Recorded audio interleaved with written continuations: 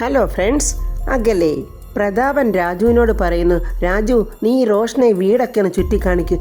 ഏയ് വേണ്ട, no uncle, ഞാൻ തന്നെ പോയി കണ്ടോളാം. രാജു അവിടെ എന്തോ ജോലിയിലാണെന്ന് തോന്നുന്നു. രാജു പോയി ജോലി നോക്കിക്കോട്ടെ, ഞാനിതൊക്കെ പോയി തനിയെ കണ്ടോളാം. എനിക്ക് അതാണ് ഇഷ്ടം. എടോ എന്നാ പറയടോ വർമ്മേ, വിവാഹ കാര്യങ്ങളൊക്കെ എവിടം വരെയായി? അതൊക്കെ നല്ല ഭംഗിയായിട്ട് നടക്കുന്നുണ്ട്. ഈവൻറ്റ് മാനേജ്മെൻറ്റുകാരെ ഏൽപ്പിച്ചിട്ടുണ്ട്. എല്ലാ കാര്യങ്ങളും അവർ നന്നായിട്ട് ചെയ്യുന്നുണ്ട്. റോഷൻ അവിടെ എല്ലാം ചുറ്റി നടന്ന് വീടെല്ലാം കാണുവാണ്. ഓരോരോ ഭാഗങ്ങളും ഇങ്ങനെ അവൻ അന്തം വിട്ട് നോക്കി കണ്ടുകൊണ്ട് പോവുകയാണ്. താഴെയുള്ള ഭാഗങ്ങളൊക്കെ ഏകദേശം അവൻ കണ്ടു കഴിഞ്ഞു. ഇനി മുകളിലുള്ള ഭാഗങ്ങൾ കാണാമല്ലോ എന്ന് വിചാരിച്ച് റോഷൻ ഇങ്ങനെ സ്റ്റെപ്പ് കയറി മുകളിലോട്ട് കയറി പോവാണ്. അതാ വരുന്നത് നമ്മുടെ ഋതിക മുകളിൽ നിന്ന് ഇങ്ങോട്ട് ഇറങ്ങി വരുന്നത് കണ്ട് റോഷൻ അങ്ങ് ഷോക്കടിച്ച പോലെ അങ്ങ് നിൽക്കുവാണ്. ഇതേത് കോന്തനാടാ, പെണ്ണുങ്ങളെ കണ്ടിട്ടില്ലാത്ത പോലെ ഇവൻ എന്നെ തന്നെ ഇങ്ങനെ നോക്കി നിൽക്കുന്നത്? ഈ ഒരു അവതാരത്തെ ഇതിനു മുമ്പ് ഇവിടെ ഞാൻ കണ്ടിട്ടില്ലല്ലോ. പുല്ല്, അവനടങ്ങാണം നിൽക്കട്ടെ, നമുക്കിതിൻ്റെ ഒന്നും ആവശ്യമില്ലെന്ന് പറഞ്ഞ് ഋതിക ഇങ്ങനെ പതുക്കെ മേളിൽ നിന്ന് ഇറങ്ങി വരുവാണ്. ആ ഈവൻറ്റ് മാനേജ്മെൻറ്റുകാർ പൂ ഡെക്കറേഷനൊക്കെ ചെയ്തപ്പോൾ ആരുടെയോ കയ്യിൽ നിന്ന് അബദ്ധത്തിലൊരു ജമന്തിപ്പൂ ആ സ്റ്റെപ്പിൽ വീണ് കിടപ്പുണ്ടായിരുന്നു. ഋതികയെ തന്നെ നോക്കി നിൽക്കുന്ന ആ കോന്തനെ ഒട്ടും ഇഷ്ടമില്ലാതെ ഋതിക ഇങ്ങനെ നടന്നു വരുമ്പോൾ ആ ജമന്തിപ്പൂവിൽ ചവിട്ടി ഋതിക തെന്നി അവൻ്റെ ദേഹത്തോട്ടങ്ങ് വീഴുവാണ്. കിട്ടിയ ചാൻസ് മുതലെടുത്തുകൊണ്ട് അവനും ഋതിയെ അങ്ങ് കയറി കെട്ടിപ്പിടിച്ചു. അവൻ്റെ ആ ആർത്തി പൂണ്ട കണ്ണുകൾ കൊണ്ട് ഋതിയെ അങ്ങ് കൊത്തിപ്പറിക്കുന്ന പോലുള്ള നോട്ടം. ഋതിക പെട്ടെന്ന് അവൻ്റെ കയ്യിൽ നിന്നും വിടുവിച്ചിട്ടും, അയ്യോ ഐ ആം സോറി, കുഴപ്പമില്ല. അവനല്ലെങ്കിലും ഒരു കുഴപ്പമില്ലല്ലോ, അവൻ വലിയ സന്തോഷത്തിലല്ലേ നിൽക്കുന്നത്. ഞാൻ രോഹൻ, ടൂറിസ്റ്റ് മിനിസ്റ്ററിൻ്റെ അനിയൻ്റെ മകനാ. നീ ആരുടെ മോനായാലും എനിക്കെന്താടാ എന്നൊരു ഭാവത്തിൽ ഋതിക അവനെ നോക്കുന്നുണ്ട്. ഇവിടുത്തെ വർമ്മ സാറിൻ്റെ ക്ലോസ് ഫ്രണ്ടാണ് എൻ്റെ വല്യച്ഛൻ. കുട്ടി ഈ വീട്ടിലെ വിവാഹത്തിന് വന്നതാണോ? എടാ പൊട്ട, ഇതൊന്നും അറിയാതാണോടാ നീ വിവാഹത്തിന് വന്നിരിക്കുന്നത് എന്നിങ്ങനെ ഓർത്ത് ഋതിയയ്ക്ക് ചിരി വരുന്നുണ്ട്. കുട്ടി ഈ വർമ്മ സാറിൻ്റെ റിലേറ്റീവ് വല്ലതും ആണോ? ചെറിയ റിലേറ്റീവാണ്, ഒരു ചെറിയ ബന്ധമുണ്ട് ഞങ്ങൾ തമ്മിൽ. ഈ പൊട്ടനോട് ഇങ്ങനെ പറയുന്നതാണ് നല്ലത്. അപ്പോൾ അവൻ പറയുക, ആക്ച്വലി ഞാനൊരു എൻജിനീയറാണ്. എനിക്ക് ഈ കൺസ്ട്രക്ഷനൊക്കെ വലിയ ഇഷ്ടമാണ്. ഞാൻ ഈ വീടൊക്കെ ഒന്ന് ചുറ്റിക്കാണാൻ ഇറങ്ങിയതാ. എടോ പറയാതിരിക്കാൻ വയ്യ, താൻ വലിയ സുന്ദരിയാണ് കേട്ടോ. അയ്യടാ, നിന്റെ കമൻസ് ആർക്ക് വേണം എന്ന ഭാവത്തിൽ ഋതിക വീണ്ടും അവനെ നോക്കുന്നുണ്ട്. എക്സ്ക്യൂസ് മീ എന്ന് പറഞ്ഞ് ഋതിക പോകാനൊരുങ്ങുമ്പോൾ അവൻ വീണ്ടും പറയുക, ഞാൻ ഇതുവരെ ഒരു പെൺകുട്ടികളോട് ഇങ്ങനെ സംസാരിച്ചിട്ടില്ല. പക്ഷെ തന്നെ കണ്ടപ്പോൾ എനിക്കിങ്ങനെ പറയണമെന്ന് തോന്നി. തന്നിൽ എന്തോ ഒരു പ്രത്യേക അട്രാക്ഷൻ ഉണ്ട്. അട്രാക്ഷൻ കൂടുതലുണ്ടെങ്കിൽ പോയി തലവഴി തണുത്ത വെള്ളം ഒഴിച്ച് കുളിക്കടാ എന്ന് പറയണമെന്നുണ്ട് ഋതികയ്ക്ക്. പക്ഷെ ഋതിക ഒന്നും മിണ്ടുന്നില്ല. ഋതികയെ അവനങ്ങ് നോക്കി കൊതി വിട്ടുകൊണ്ട് തന്നെ പറയുവാണ്, you are something special for me. ഇതിൽ കൂടുതൽ ആ കിഴങ്ങൻ്റെ കത്തി സഹിക്കാൻ ഋതികയ്ക്ക് കഴിയുന്നില്ല.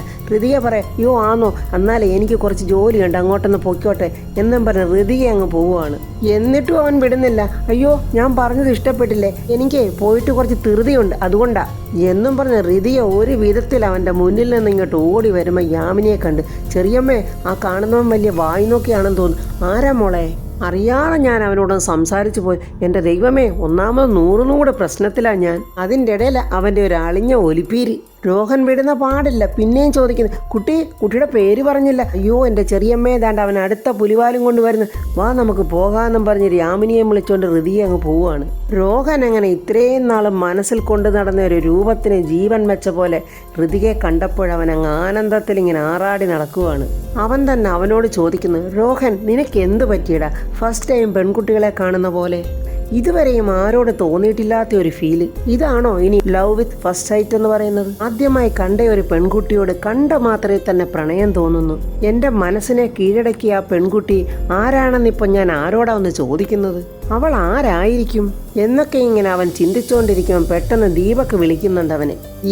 ദീപക് കല്യാണ ധൃതിയിലാണെന്നൊക്കെ എനിക്കറിയാം. But I am sorry. Deepak എന്നോട് ദേഷ്യപ്പെടരുത്, എന്നോട് വേറൊന്നും തോന്നുകയും ചെയ്യരുത്. എടോ, താൻ എന്താന്ന് വെച്ചാൽ കാര്യം പറയടോ.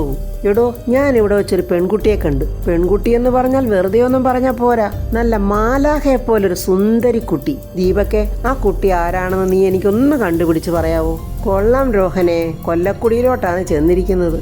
എടാ, ഇവൻ ഇത്രയും വർണ്ണിക്കുന്ന ആ പെൺകുട്ടി ആരായിരിക്കും? ഇത്രയും നാൾ എൻ്റെ കണ്ണിൽപ്പെടാതെ പോയല്ലോ എന്നൊക്കെയാണ് നമ്മുടെ ദീപക് ഇങ്ങനെ ചിന്തിച്ചുകൊണ്ടിരിക്കുന്നത്. ദീപക്കെ, ചിലപ്പോഴാ പെൺകുട്ടിയെ ഇയാളുടെ ബന്ധുവായിരിക്കും. പക്ഷെ ഞാൻ സീരിയസ് ആയിട്ട് പറയുവാണ്, എനിക്ക് ആ കുട്ടിയെ ഒരുപാട് ഇഷ്ടപ്പെട്ടു. എനിക്ക് ആ കുട്ടിയെ വിവാഹം കഴിച്ചാൽ കൊള്ളാവുന്നുണ്ട്. ഇവിടെ ഇപ്പോൾ രോഹനെ വിവാഹത്തിന് വേണ്ടിയിട്ട് ഒരുപാട് ബന്ധുക്കളും ഗസ്റ്റുകളും ഒക്കെ വന്നിട്ടുണ്ട്. അവരാരായിരിക്കും ആ പെൺകുട്ടിയെന്ന് ഞാൻ എങ്ങനെയാ ഇപ്പം കണ്ടുപിടിക്കുന്നത്? അല്ല രോഹനെ, ആ കുട്ടിയുടെ പേരെന്താണ്? അയ്യോ, പേരെനിക്കറിയില്ല. പേരെന്താണെന്ന് ഞാൻ കുട്ടിയോട് ചോദിച്ച്, പക്ഷെ പറഞ്ഞില്ല. പേര് പറയാതെ അങ്ങ് പൊയ്ക്കളഞ്ഞു. ഇവനൊരു പ്രേമരോഗിയാണല്ലോ, പെൺകോന്തൻ. ബെസ്റ്റ്. പറയുന്ന ആളാരാ? ദീപക് എന്തോ ആലോചിക്കുന്നത്. അല്ല, ആ പെൺകുട്ടി ആരായിരിക്കുമെന്ന് ഞാനിങ്ങനെ ആലോചിച്ച് നോക്കുമായിരുന്നു. ഞാൻ ആ പെൺകുട്ടിയുടെ ഏകദേശ രൂപം പറയാം. നല്ല കോലം മുടിയോ? അതേ ദീപക്കെ, ഈ ചുരുളൊന്നുമില്ലാത്ത നീണ്ടു കിടക്കുന്ന മുടി, നല്ല കുഞ്ഞി കണ്ണുകൾ, നല്ല റൊമാൻറ്റിക് ആയിട്ടുള്ള കണ്ണുകൾ, നല്ല കുഞ്ഞു മൂക്ക. ചുണ്ടാണെങ്കിൽ അത്രയും പറഞ്ഞപ്പോഴേ ദീപകിന് സഹിക്കുന്നില്ല. മതി.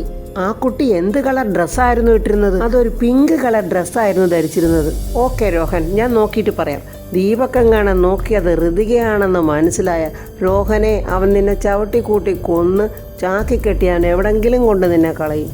രോഹൻ പോയി ഇവിടെ എല്ലാം ചുറ്റി നടന്ന് ബാക്കിയുടെ കാണ്. ഞാൻ അപ്പോഴേ ആ കുട്ടിയെ എവിടെങ്കിലും കാണുവാണെങ്കിൽ കണ്ടിട്ട് സംസാരിച്ചിട്ട് പറയാം.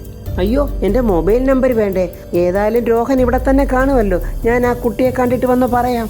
ഇവനൊരു കിറുക്കം തന്നെ. പിന്നെ ഇവിടെ എൻ്റെ വിവാഹത്തിന് എന്തെങ്കിലും തടസ്സമുണ്ടോ എന്ന് വിചാരിച്ച് ബാക്കിയുള്ളവൻ നടക്കുമ്പോഴാണ് അവൻ്റെ ഒരു പ്രേമം. രോഹൻ ഭയങ്കര സന്തോഷത്തോടെ അവൻ്റെ അമ്മയെ ഫോൺ ചെയ്ത് വിളിക്കുവാണ്. അമ്മേ, ഞാനിനി പെണ്ണ് കെട്ടുന്നില്ലെന്നുള്ള പരാതിക്ക് എന്നേക്കുമായി വിട പറയാൻ സമയമായി. അമ്മേ, ഞാനിവിടെ ഒരു പെൺകുട്ടിയെ കണ്ട്. എൻ്റെ സ്വപ്നസങ്കല്പത്തിലെ ഒരു പെൺകുട്ടിയെക്കുറിച്ച് ഞാൻ അമ്മയോട് പറയാറില്ലേ? ആ കുട്ടിയെ ഞാൻ നേരിൽ കണ്ടു അമ്മേ. വളരെ സുന്ദരിയാണമ്മേ അവള്. അമ്മയ്ക്ക് ഒരുപാട് ഇഷ്ടമാവും. പക്ഷേ അവളുടെ പേരെനിക്കറിയില്ലമ്മേ. ആരാണെന്നും അറിയില്ല. എന്നാലും ഞാൻ അവളെ കണ്ടുപിടിക്കും. വിവാഹമൊക്കെ നടത്താനിരിക്കുന്ന പൂജാരി അങ്ങോട്ട് വരുന്നുണ്ട്. നമ്മുടെ ബൗൺസേഴ്സ് ഇങ്ങനെ മസിലും പെരുപ്പിച്ച് അവിടെ നിൽക്കുവാണ്. പൂജാരിയോട് ചോദിക്കുന്നു, ഇൻവിറ്റേഷൻ കാർഡുണ്ടോ? ഇല്ലല്ലോ. എങ്കിൽ അകത്തോട്ട് കയറ്റിവിടാൻ പറ്റില്ല. അത് കണ്ടുകൊണ്ട് രാജു ഓടി വന്നിട്ട് പറയാം, അയ്യോ എൻ്റെ പൊന്നു ചേട്ടന്മാരെ, നിങ്ങളിങ്ങനെയൊക്കെ നിർബന്ധം പിടിക്കല്ലേ. ഇത് ഇന്ന് ഇവിടുത്തെ വിവാഹത്തിന് മേൽനോട്ടം വഹിക്കുന്ന പൂജാരിയാ. എന്നിട്ടത് ഇയാൾ ഞങ്ങളോട് പറഞ്ഞില്ലല്ലോ. രാജു ഉടനെ തിരുമേനി അകത്തോട്ട് വാ എന്നും പറഞ്ഞ് തിരുമേനി അകത്തോട്ട് കൊണ്ടുപോകുന്നുണ്ട്. അപ്പോഴേക്ക് ഈവന്റ് മാനേജ്മെന്റുകാരൻ ഹരി, രാജു ഇങ്ങോട്ട് വന്നേ എന്നും പറഞ്ഞ് അധികാരത്തെ വിളിക്കുന്നുണ്ട്. നീ ഇവിടെ ഇങ്ങനെ നിന്നാൽ പോരാ. മുകളിലത്തെ ഹാളിലാണ് ബ്രേക്ക്ഫാസ്റ്റ് ഒക്കെ അറേഞ്ച് ചെയ്തിരിക്കുന്നത്. നീ അവിടെയും കൂടെ പോയി അവിടുത്തെ കാര്യങ്ങളൊക്കെ നോക്കണം. ശരി സാർ, ഞാൻ ചെയ്തോളാം. പക്ഷേ സാർ, എനിക്കൊരു റിക്വസ്റ്റ് ഉണ്ട്. എന്താണ്? ബൗൺസേഴ്സ് വരുന്നവരെയൊക്കെ പിടിച്ചു നിർത്തി ക്വസ്റ്റ്യൻ ചെയ്യുന്നുണ്ട്. അതൊട്ടും ശരിയല്ല. അതൊക്കെ ഞാൻ നോക്കിക്കോളാം. നിന്നോട് എന്തുവാ പറഞ്ഞെന്ന് വെച്ചാൽ ആ പണി പോയി നീ ചെയ്. സാറേ, ഞാൻ പറയുന്നത് പോടാ. നിന്നോട് പറഞ്ഞത് കേട്ടാ മതിയടാ. ബൗൺസേഴ്സിനെ ഇറക്കിയിരിക്കുന്നത് നിനക്കുള്ള പണിയാണെന്ന് നിനക്ക് മനസ്സിലായി. അതുകൊണ്ടാ ഇന്നെ ഞാൻ ശരിയാക്കി തരാടാ രാജു. ആ പൂജാരിയോട് രാജു വന്ന് ചോദിക്കുന്നു, തിരുമേനി എന്തെങ്കിലും കുറവുണ്ടോ? ഉണ്ടെങ്കിൽ പറയണം, ഞാൻ പെട്ടെന്ന് ശരിയാക്കി തരാം. ഇല്ല രാജു ഇടപെട്ട് ചെയ്യുന്നതല്ലേ, ഒന്നിനും ഒരു കുറവും വരുത്തില്ല. അപ്പോഴവിടേക്ക് രാജുവിന് പരിചയമുള്ള 3-4 പെൺകുട്ടികൾ വരുന്നുണ്ട്. അവർ ചോദിക്കുന്നു, ഈ വിവാഹത്തിന് മുൻകൈ എടുത്തത് രാജുവേട്ടനാണോ? അങ്ങനെയൊന്നുമില്ല, കാര്യങ്ങളൊക്കെ ഞാൻ നോക്കുന്നതേ ഉള്ളൂ. എന്നാലും രാജുവേട്ടൻ ഈ വിവാഹത്തിന് മുൻകൈ എടുക്കുന്നതേ അത്ര നല്ലതൊന്നുമല്ല. അതെന്താ നിങ്ങൾ അങ്ങനെ പറഞ്ഞ്? ഓ, ഒന്നുമില്ല, ഞാൻ പറഞ്ഞതേ ഉള്ളൂ. അവരങ്ങനെ പറഞ്ഞത് കേട്ട് വിഷമിച്ച് നിൽക്കുന്ന രാജുവിൻ്റെ അടുത്തോട്ട് പൂജാരി വന്നിട്ട് ചോദിക്കുന്നു, എന്താ രാജു, പരാതിയും പരദൂഷണമാണോ? എന്തു പറയാനാ തിരുമേനി, ആളുകളുടെ നാവല്ലേ? ആ അതെ രാജു, ആളുകളുടെ നാവിനെയും കുറ്റം പറയാൻ പറ്റത്തില്ലല്ലോ. അയ്യോ എൻ്റെ തിരുമേനിയും കൂടി ഇനി തുടങ്ങല്ലേ. ഒന്നുമില്ല രാജു, ഞാൻ പറഞ്ഞതേ ഉള്ളൂ. വിവാഹം കൂടാനായിട്ട് നമ്മുടെ ജയൻ വരുന്നുണ്ട്. ബൗൺസേഴ്സ് അവനെ തടഞ്ഞു നിർത്തി. ആരാ? ഞാനിവിടെ വിവാഹം കൂടാൻ വന്നതാ. അതൊക്കെ ഞങ്ങൾക്ക് മനസ്സിലായി. പക്ഷെ ഇയാൾ ആരാണെന്നാണ് ഞങ്ങൾ ചോദിച്ചത്. ഇവിടെ വിവാഹം നടക്കുമ്പോൾ വിവാഹം കൂടാൻ ആ ആൾക്കാർ വരുന്നത്. പക്ഷെ ഇയാൾ ആരാണെന്നാണ് ഞങ്ങൾ ചോദിച്ചത്. അതെ, ഞാനിവിടുത്തെ വർമ്മ സാറിൻ്റെ PA രാജുവിൻ്റെ അളിയനാ. രാജു അത് കണ്ടിട്ട് ഓടി വന്നിട്ട് പറയുന്നു, ഇതെൻ്റെ അളിയനാ, വിവാഹത്തിന് വന്നത്, അകത്തോട്ട് കടത്തി വിടണം. ആ ചെല്ല് എന്നും പറഞ്ഞിങ്ങനെ അവന്മാർ പറയുന്നുണ്ട്.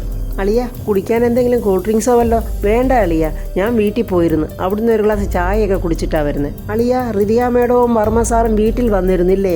ആ വന്നിരുന്നളിയ. അവിടെ വീട്ടിലെ അച്ഛനും രാധമ്മയും പ്രിയയൊക്കെ റെഡിയായി നിൽക്കുന്നുണ്ട് വിവാഹത്തിന് വരാൻ. രമ്യ ഏതാണ്ട് വണ്ടി റെഡിയാക്കി കൊടുക്കാമെന്ന് പറഞ്ഞിട്ട് അവളങ്ങ് പോയി. അത് സാരമില്ല, ഞാൻ അവർക്ക് വേറെ വണ്ടിയൊക്കെ റെഡിയാക്കി കൊടുത്തിട്ടാണ് വന്നത്. ജയൻ പറയുക, അളിയ, എനിക്ക് അളിയനോടൊന്ന് സംസാരിക്കണം. എൻ്റെ പൊന്നളിയ, ഇവിടെ വെച്ച് ആ ടോപ്പിക്കിനെ കുറിച്ച് ഒന്നും സംസാരിക്കരുത്. അളിയ, ഇന്നലെ ഞാൻ ഒരുപാട് അളിയനെ കുറ്റപ്പെടുത്തിയൊക്കെ സംസാരിച്ചു. പക്ഷേ അതെനിക്ക് ഭയങ്കര ഫീലായി. അതുകൊണ്ടാണ് കല്യാണത്തിന് മുമ്പേ അളിയനെ കണ്ട് സംസാരിക്കാമെന്ന് വിചാരിച്ച് ഞാൻ വന്നത്. ഞാൻ ഇന്നലെ ഹൃദയ മേഡത്തിനോട് കാണിക്കുന്നത് ശരിയല്ല, ഹൃദയ മേഡത്തിൻ്റെ ശാപമൊക്കെ അളിയനുണ്ടാകും എന്നൊക്കെ ഞാൻ പറഞ്ഞതേ അളിയന് ഫീലായെങ്കിൽ എന്നോട് ക്ഷമിക്കണം. അളിയ എന്താ ഇങ്ങനെയൊക്കെ? അളിയൻ പറഞ്ഞതൊക്കെ ശരിയാ. ഈ വിവാഹം തീരുമാനിച്ചതിന് ശേഷം ദീപക് എന്നോട് സംസാരിച്ചിരുന്നു. അവൻ എന്തുവാ എൻ്റെ ഹൃദയ മേഡത്തിനെ കുറിച്ച് എന്നോട് പറഞ്ഞതെന്ന് അളിയൻ അറിയാവോ? എന്തുവാ അളിയാ? എടാ, ഞാൻ ഹൃതികയെ കല്യാണം കഴിച്ചു കഴിഞ്ഞാൽ എന്താ ഉണ്ടാകാൻ പോകുന്നതെന്ന് നിനക്കറിയാവോ? ഞാൻ അവളെ എൻ്റെ കയ്യിലിട്ട് ഞെരിക്കും. എൻ്റെ അളിയനോട് ഞാനൊരു കാര്യം പറയട്ടെ. അളിയന് വർമ്മ സാറിനുള്ള ബഹുമാനവും സ്നേഹവും ഒക്കെ എല്ലാവർക്കും അറിയാം. എന്നിരുന്നാലും എൻ്റെ എല്ലാം അറിഞ്ഞുകൊണ്ട് നമ്മുടെ ഹൃദയ മേഡത്തിന് ആ ദീപക് ചെട്ടിയുടെ കയ്യിൽ പിടിച്ചു കൊടുത്താൽ അതോടെ ആ പാവത്തിൻ്റെ ജീവിതം തകർന്നു പോകും. അളിയൻ പറയുന്നത് എനിക്ക് മനസ്സിലാവും. പക്ഷേ എൻ്റെ അവസ്ഥ അളിയനൊന്ന് ആലോചിച്ച് നോക്ക്. ഞാൻ എങ്ങനെയാ വർമ്മ സാറിന് വിഷമങ്ങളുണ്ടാകുന്ന കാര്യങ്ങൾ ചെയ്യുന്നത്? വർമ്മ സാറിന് വിഷമമുണ്ടെന്ന് അളിയനോട് ആരാ പറഞ്ഞത്? ഇതൊക്കെ അളിയൻ തന്നെ വെറുതെ ചിന്തിച്ചു കൂട്ടുന്നതല്ലേ? വർമ്മ സാറ് തന്നെ അളിയനോട് ചോദിച്ചതല്ലേ ഹൃദയ മേഡത്തെ വിവാഹം കഴിക്കാൻ പറ്റുമോയെന്ന്? അപ്പോൾ അളിയൻ എന്തുവാ പറഞ്ഞത്? അളിയന് പറ്റത്തില്ലെന്ന്. അളിയൻ അങ്ങനെ പറഞ്ഞ സ്ഥിതിക്ക് വർമ്മ സാർ ഇനി എന്തു ചെയ്യും? ഒന്നേ എനിക്ക് പറയാനുള്ളൂ, എങ്ങനെങ്കിലും ഈ വിവാഹം നമുക്ക് മുടക്കണം. ഇനിയിപ്പോൾ അളിയൻ്റെ സമ്മതം ഇല്ലെങ്കിലും ഞാൻ ഈ വിവാഹം മുടക്കിയിരിക്കും. അളിയൻ എന്നോട് ദേഷ്യമൊന്നും തോന്നരുത്. രാജു പറയുക, ഞാൻ ഈ വിവാഹം നടക്കണമെന്ന് ആഗ്രഹിക്കുന്നില്ല. ജയൻ സന്തോഷത്തോടെ പറയാ, പിന്നെ എന്തിനാ കൂടുതൽ ആലോചിച്ചോണ്ട് നിൽക്കുന്നത്? ചെന്ന് മേഡത്തിനെ വിളിച്ചിറക്കിക്കൊണ്ട് വാ. നമുക്ക് നമ്മുടെ വീട്ടിൽ ഇവിടെ ആരും അളിയനോട് ഒന്നും ചോദിക്കത്തില്ല. അത് ഞാൻ ഏറ്റു. ആ ഈവന്റ് മാനേജ്മെന്റ് കാരണം ഈ ബൗൺസേഴ്സും ഒന്നും ഈ ജയനൊരു പ്രശ്നമല്ല. ഞാൻ നോക്കിക്കോളാം. അയ്യോ, ഈ അളിയൻ എന്തൊക്കെയാ പറയുന്നത്? ഹൃദയ മേഡത്തെ വിളിച്ചിറക്കിക്കൊണ്ട് പോകുന്ന കാര്യമല്ല ഞാൻ ഈ പറയുന്നത്. ഞാൻ പറയുന്നതിന് ഒരേ ഒരു അർത്ഥമേ ഉള്ളൂ. എന്തർത്ഥം? ദീപക്കും ഹൃദയ മേഡവുമായിട്ടുള്ള വിവാഹം നടക്കരുത്. അവനെപ്പോലെയുള്ള ഒരുത്തൻ മേഡത്തിൻ്റെ കഴുത്തിൽ താലി കെട്ടി ഹൃദയ മേഡത്തിൻ്റെ ജീവിതം നാശമാക്കാൻ പാടില്ല. ഞാൻ അത് മാത്രമേ ചിന്തിച്ചുള്ളൂ. ഇതേ നടക്കാവൂ, ഇതിൽ കൂടുതൽ മറ്റൊന്നുമില്ല. ഈ വിവാഹം നമുക്ക് മുടക്കണവളിയാ, നമുക്ക് മുടക്കാവളിയാ. ഞാനുണ്ടളിയാ അളിയൻ്റെ കൂടെ. വെറുതെ അങ്ങനെ കല്യാണം മുടക്കിയാൽ പോരാ. ദീപക്കിൻ്റെയും അംബിക മേഡത്തിൻ്റെയും ശല്യം ഇനി ഒരിക്കലും ഹൃദയ മേഡത്തിന് ഉണ്ടാവരുത്. അംബിക മേഡം ഇനി ഒരിക്കലും ദീപക്കിനെ കൊണ്ട് ഹൃദയ മേഡത്തെ വിവാഹം കഴിപ്പിക്കാമെന്ന് ചിന്തിക്കുക പോലും ചെയ്യരുത്. അവരെ എനിക്ക് അങ്ങനെ പൂട്ടണം. ഇന്നലെ ഹൽദി നടക്കുന്ന സമയത്ത് ഹൃദയ മേഡത്തിൻ്റെ കാലിൽ അംബിക മേഡം ചവിട്ടി മെതിക്കുന്നത്, ആ പാവം എത്ര വേദനയോടെ നിൽക്കുന്നത് ഞാൻ കണ്ടു. അത് കണ്ടിട്ട് എന്താ പിന്നെ മിണ്ടാതെ നിന്നത്? ഞാനായിരുന്നെങ്കിൽ ആ പെണ്ണുമ്പിളുടെ കാരണത്ത് പോയി 2 കൊടുത്തേന്. വർമ്മ സാറിൻ്റെ ചേച്ചിയാളിയാ അവര്. വർമ്മ സാറിന് അവരോട് വലിയ സ്നേഹവും ബഹുമാനവും ഒക്കെയാ. പക്ഷെ അവരിത് നന്നായിട്ട് മുതലെടുക്കുക. ജയൻ പറയുക, നമുക്ക് ആദ്യം വിവാഹം മുടക്കാനുള്ള കാര്യം നോക്കാം, എന്നിട്ട് വേണം എനിക്ക് ആ ഈവന്റ് മാനേജ്മെന്റ് തെണ്ടിയ 2 പൊട്ടിക്കാൻ. ഈ വിവാഹം മുടക്കാൻ ഇപ്പം നമ്മൾ എന്താ ചെയ്യേണ്ടത്? ഞാനൊരു നമ്പർ തരാം. അതായത് ദിവ്യ ഇപ്പം താമസിക്കുന്ന വീടിൻ്റെ നമ്പർ. അത് അവിടെ ചെന്നിട്ട് അളിയൻ എന്നെ ഒന്ന് ഫോൺ ചെയ്യണം. എൻ്റെ കയ്യിലൊരു പ്ലാനുണ്ട്. അതെന്താണെന്ന് അപ്പം ഞാൻ അളിയനോട് പറയാം. എന്നാൽ നീ എനിക്ക് പെട്ടെന്ന് അഡ്രസ്സ് ഇങ്ങോട്ട് മെസ്സേജ് ഇട്. ഞാൻ പോവുകയാണെന്ന് പറഞ്ഞ് ജയൻ പോകുന്നുണ്ട്. ഹൃതിക റൂമിനകത്തിരുന്ന് ഹൃതികയും രാജുവായിട്ടുള്ള വിവാഹ ഫോട്ടോ എടുത്തത് അതും നോക്കി ഇങ്ങനെ ഹൃതിക വിഷമിച്ചിരിക്കുവാണ്. ആ സമയത്ത് ആരോ കതക് തട്ടുന്നു. ആരാണെന്നുള്ള വെപ്രാളത്തിൽ ഹൃതിക എന്ന് കതക് തുറന്നു നോക്കുമ്പോൾ നമ്മുടെ ജയനാണ്. എന്താ ജയൻ ചേട്ടാ ഈ സമയത്ത് ഇവിടെ ഇങ്ങനെ വന്നത്? അതെ ഹൃതിക മേഡം, ഒരു സന്തോഷ വാർത്തയുണ്ട്. സന്തോഷ വാർത്തയോ? എന്തുവാ ജയേട്ടാ? ഹൃതിക മേഡം, ഞാൻ രാജുവളിയനോട് സംസാരിച്ചിരുന്നു. രാജുവിനോട് സംസാരിച്ചെന്നോ? എന്നിട്ട് എന്തു പറഞ്ഞു? ദീപക്കുമായുള്ള മേഡത്തിൻ്റെ വിവാഹം എങ്ങനെങ്കിലും മുടക്കാമെന്നാണ് പറഞ്ഞത്. അത് കേട്ട് ഹൃദയ അങ്ങ് ഞെട്ടി സന്തോഷത്തോടെ നിൽക്കുവാണ്. സത്യമാണോ ജയേട്ടാ പറയുന്നത്? എനിക്കിതങ്ങോട്ട് വിശ്വസിക്കാൻ കഴിയുന്നില്ല. ഹൃദയ മേഡം തൽക്കാലത്തേക്കൊന്ന് ആശ്വസിച്ചോ. അളിയൻ എങ്ങനെങ്കിലും ഈ വിവാഹം മുടക്കിയിരിക്കും. പക്ഷേ ഹൃദയ മേഡവും അളിയനുമായിട്ടുള്ള കാര്യം ചോദിച്ചപ്പോൾ അളിയൻ ഒഴിഞ്ഞു മാറാൻ നോക്കി. അതെനിക്കറിയാം ജയേട്ടാ. രാജു അക്കാര്യത്തിൽ അങ്ങനെ ചെയ്യൂ. എങ്കിലും രാജു വിവാഹം മുടക്കുമെന്ന് പറഞ്ഞല്ലോ, അതേ എനിക്ക് പകുതി ആശ്വാസമായി. അളിയൻ എന്താ പ്ലാൻ ചെയ്തിരിക്കുന്നതെന്നൊന്നും എന്നോട് പറഞ്ഞില്ല. എങ്കിലും മേഡം ആശ്വാസമായിട്ടിരുന്നു. ഞാനേ ആരും കാണാതെ പുറകെ കൂടെ വന്നതാ. ഞാൻ പോവുക. മേഡം കഥകടച്ചോ? ഹൃതിക അങ്ങനെ കഥകടച്ചിട്ട് സന്തോഷം കൊണ്ട് തുള്ളിച്ചാടുവാണ്. ഏതായാലും രാജു കല്യാണം മുടക്കുമല്ലോ. അതിനുശേഷം രാജു ഞാൻ എന്ത് ചെയ്യണമെന്ന് എനിക്കറിയാം. രാജുവിനെ ഹൃതികയുടെ വരുതിക്ക് കൊണ്ടുവരാമെന്ന് ഹൃതിക ഇങ്ങനെ വളരെ ആഗ്രഹിച്ച് സന്തോഷിക്കുവാണ്. അപ്പോൾ ഫ്രണ്ട്സ്, രാജു എങ്ങനെ ആ വിവാഹം മുടക്കുന്നതെന്നും രോഹനെ അവിടെ നിന്ന് എങ്ങനെ ഓടിക്കുമെന്നും എന്നുള്ളതൊക്കെ നമുക്ക് അടുത്ത വീഡിയോയിൽ കാണാം. എൻ്റെ ഈ വീഡിയോ ഇഷ്ടപ്പെട്ടാൽ ലൈക്കും കമൻസും, സബ്സ്ക്രൈബ് ചെയ്യാത്തവർ സബ്സ്ക്രൈബ് ചെയ്യണേ.